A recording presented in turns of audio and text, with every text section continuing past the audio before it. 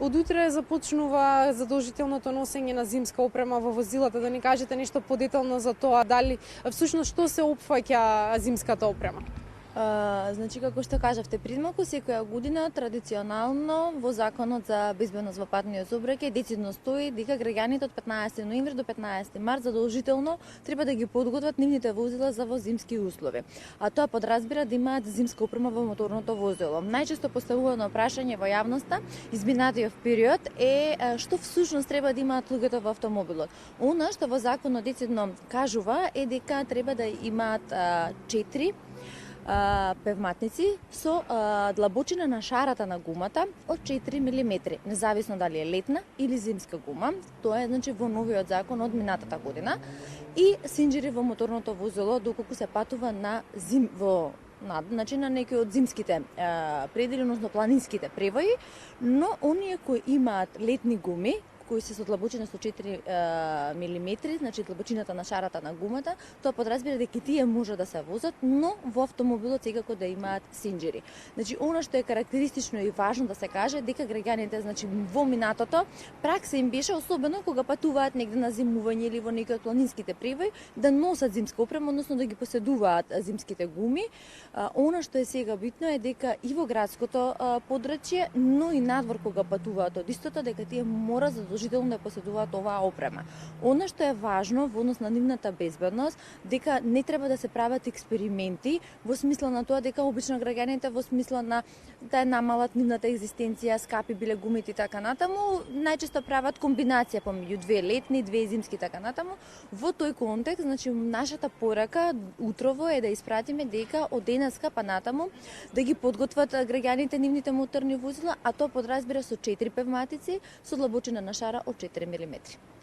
Така, не интересира секако и какви се последиците во спротивно да не се подготвени возилата за овој зимски период кој што ни престои. Да, колку секако граѓаните се подготвени за зимата и нормално ги знаат ли последиците?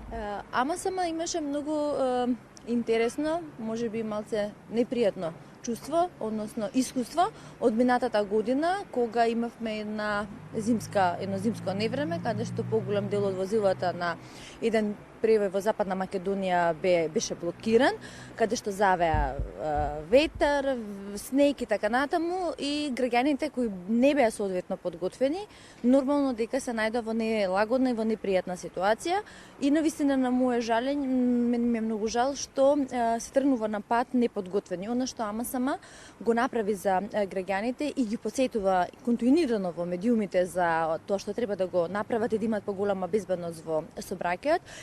Ние од 15 ноември, значи од денеска до 15 декември организираме бесплатна зимска промерка за членовите на АМСМ, каде што ние се грижиме за нивната подготовка на автомобилот. И сега што подразбира тоа? Значи законот е дециден, вели дека тие треба да имаат зимски гуми, но ние ги советуваме секогаш кога тргнуваат на пат во зимно време, особено во зимно време, да не тргнуваат без полн резервар на гориво. Зошто?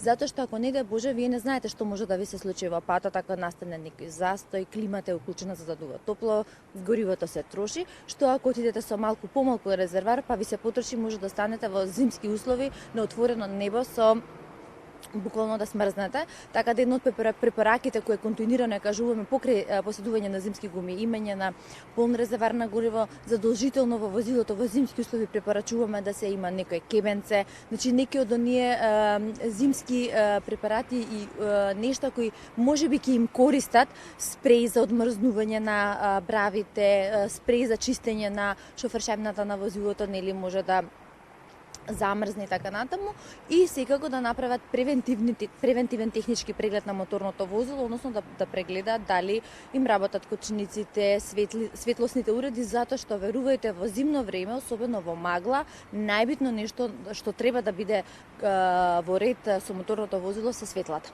Така да ние ги советуваме да пред да тргнат на пат, особено во зимскиот период, убаво да направат еден убав преглед, односно еден задолжителен преглед на нивното моторно возило, да го подготват и кога ќе бидат подготвени да го користат не само кога патуваат надвор од Скопје, него и локално или во локалните градови.